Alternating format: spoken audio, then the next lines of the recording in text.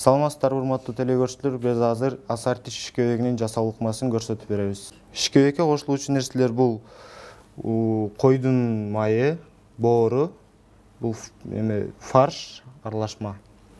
Бул кой эти, уй эти, бул тоок эти канаты менен. Анан кабырга, койдун кабыргасы.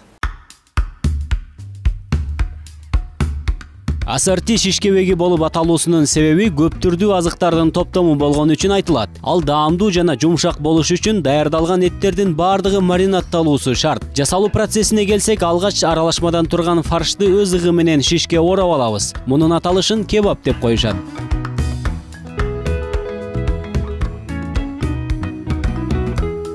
Андан соң ошол эле фарштан орточо көлөмдө тоголоктоп алып, кызыл мурч сээп, сыртынан койдун ич майын ороп чыгабыз. Бул шишкебектин даамдуу болуусун шарттайт. А бул түрү болсо хан кебаб деп аталат.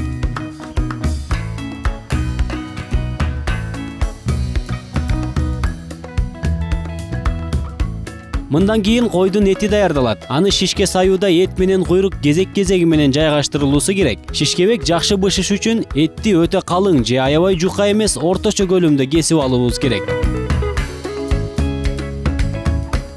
Жогоруда көрсөтүлгөн ыкмада уйдун сулп этин, тоок этин жана кесилип алынган боор эттин сыртынан ич май ороп даярдап алабыз да, картөшкөнү аарчыбастан туруп жука кесип алып, атайын бышыруучу каражатка жайгаштырабыз.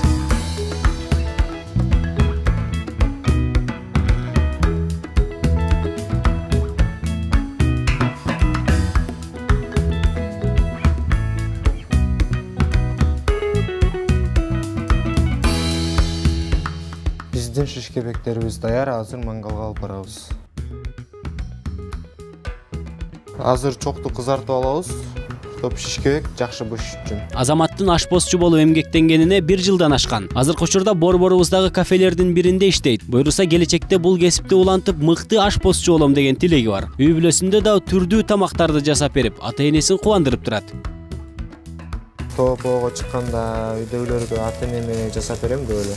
Бетти бат-бат айландырып бишкек чокко койгондо. От кандай болуш керек? От бираз чокту кызартып, өтө минута тургандан кийин, 1 мүнөт тургандан кийин койсо болот. Ушуну жакшы бышат, бат-бат айлантып, карап, араларын ачып бышырса жакшы бышат да.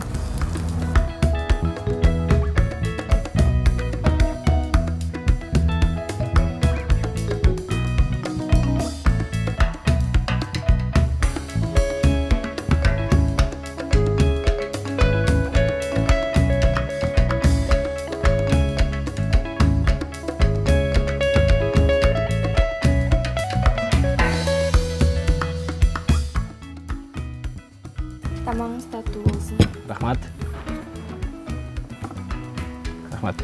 Мынакей урматтуу телекөрүүчүлөр, биз күткөн асорти шишкебеги даяр болду. Бул жерде өзүңүздөр көргөндөй шишкебектин 9 түрү бар. Азыр жыты буркурап, табитимди ачып турат. Аны эмесе, даамдап көрөйүн. Мынакей, койдун кабыргасы. Тамагыңыздар даамдуу болсун.